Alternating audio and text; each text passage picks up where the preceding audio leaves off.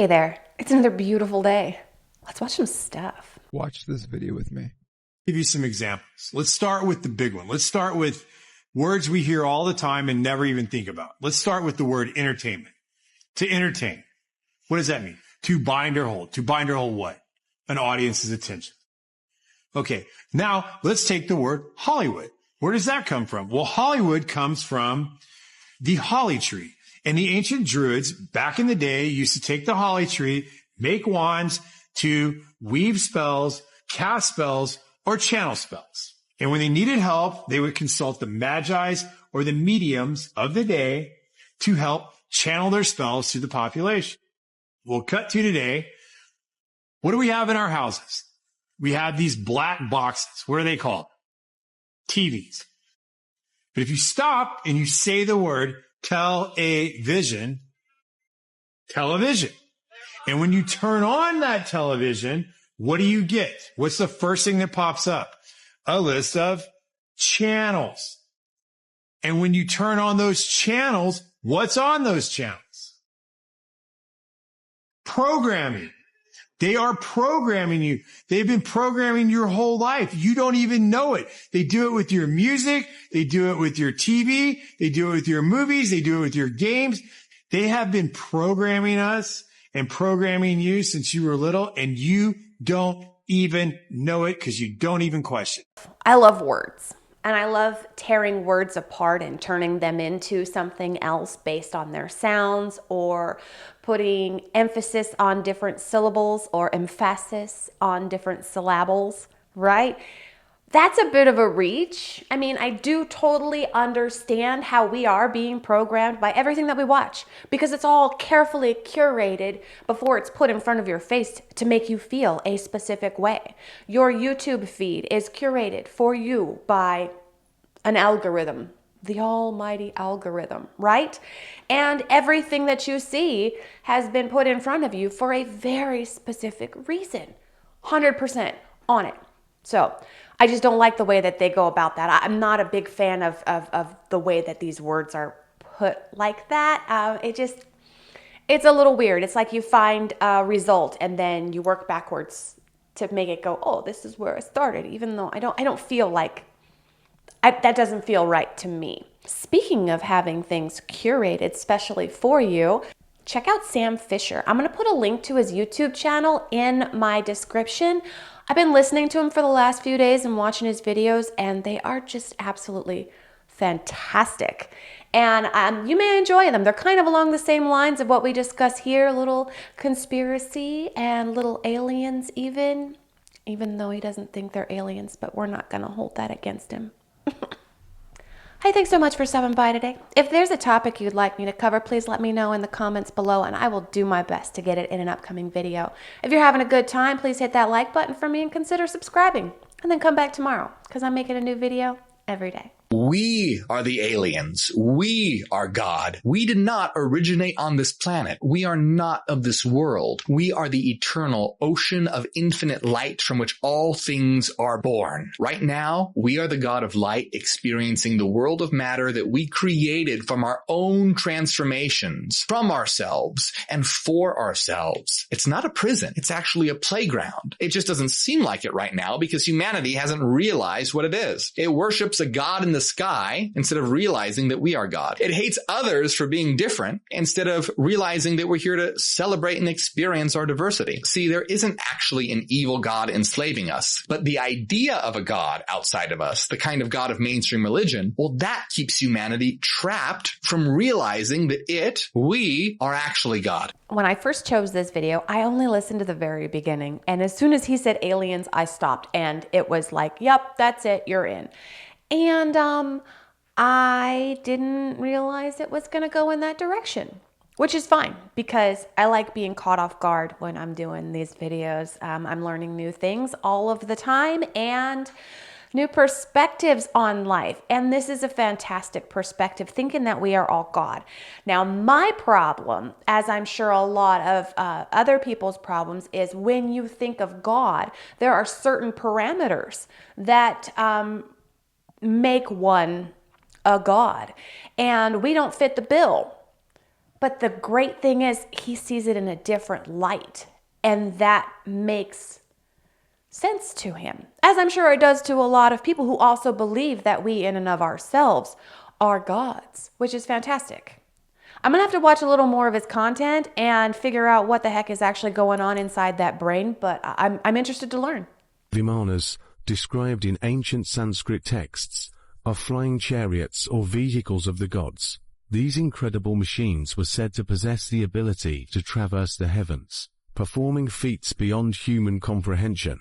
Across cultures and civilizations, tales of Vimanas abound, from the ancient Indian epics of the Mahabharata and Ramayana to the ancient texts of the Vedas. References to these celestial chariots are woven into the fabric of mythology and folklore. But are Vimanas merely the product of imagination?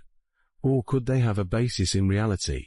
Some researchers and theorists believe that Vimanas were more than just mythical constructs. They were advanced aircraft, evidence of an ancient and forgotten technology. The descriptions of Vimanas in ancient texts often mirror modern aircraft, with references to propulsion systems, weaponry, and even the ability to travel between dimensions. Could our ancestors have possessed knowledge of aviation far beyond what we previously imagined? Yet, the mystery of Vimanas only deepens as we explore their connection to ancient astronaut theories and the possibility of extraterrestrial intervention in human history. Could Vimanas have been the vehicles of advanced beings who visited Earth in antiquity? As we sift through the sands of time, one thing becomes clear. The legend of Vimanas continues to capture the imagination and curiosity of explorers and truth-seekers alike. Whether ancient aircraft or celestial chariots, the truth behind Vimanas remains shrouded in mystery. Yet another example of something I had no clue about, which is exciting.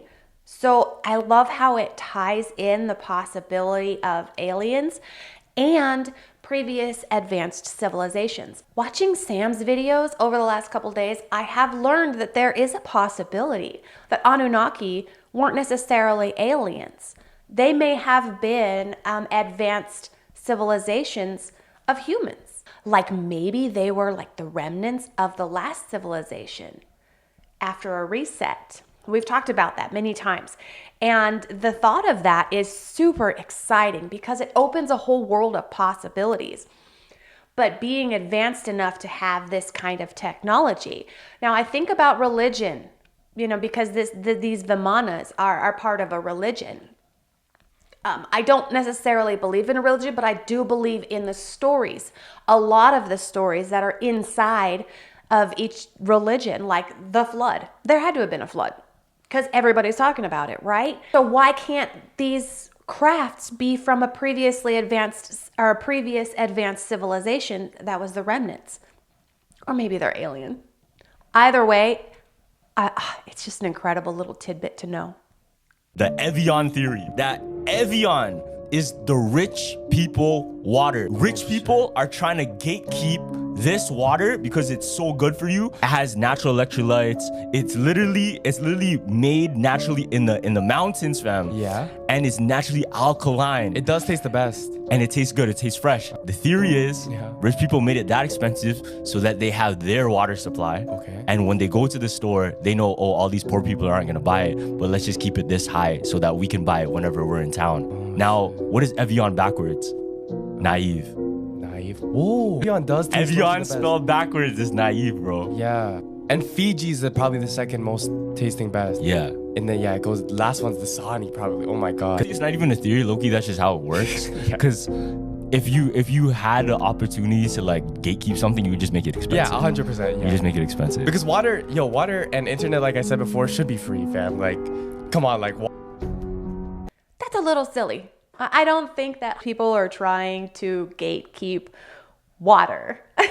There's got to be like some kind of refining process, or the difficulty in acquiring said water must attribute to why it is so expensive.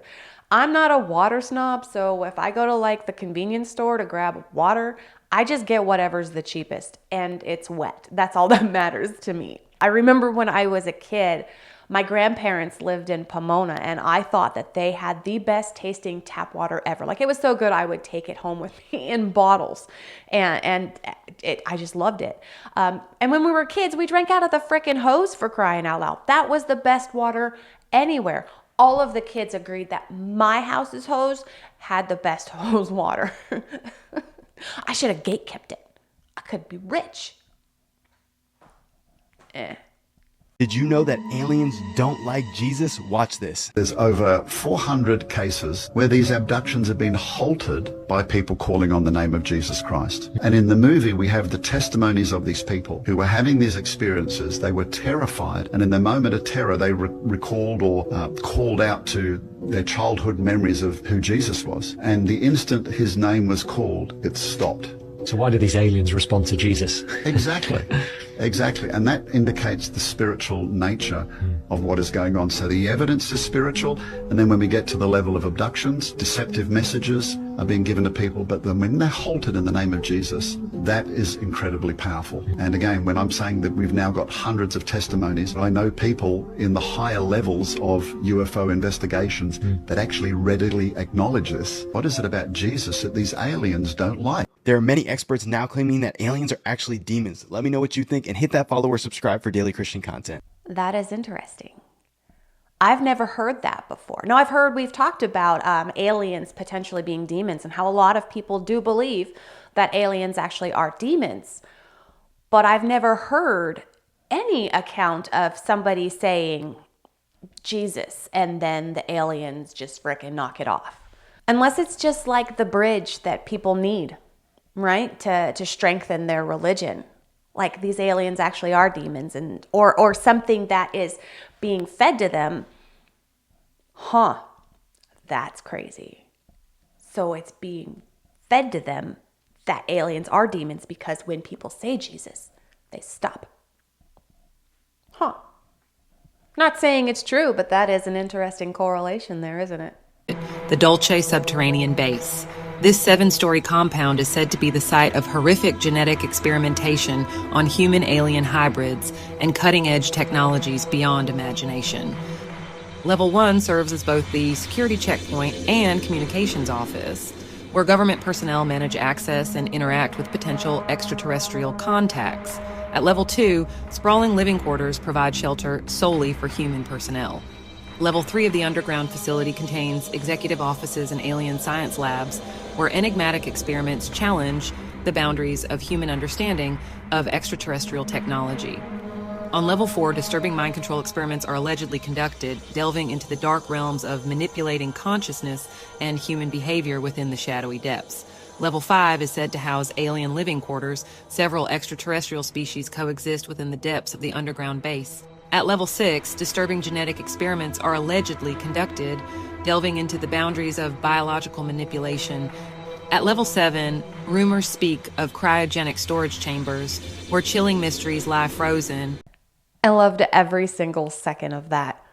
The imagery, the explanation of what's going on every single level. I so want it to be true. Like I love just the thought, the prospect of aliens and our interactions and their technology. And it's just so fascinating. It's incredible to me. And I want that to be true because it's freaking cool. Dude, humans believe in some crazy stuff. Oh, like crazy stuff. It's insane. Yeah. But you know what's crazy is that they think what they believe in is crazy. Like the conspiracies that humans believe in that are actually true. Like if they knew what we know, they would lose their minds. You want to know what a human actually asked me the other day? What? He asked me. He said, "Hey, do you think the moon landing is real?" Really? Yeah, he asked me, and I was like, "Well, I don't necessarily think humans are capable of going to the moon." Wait. Do you think the moon is real? What?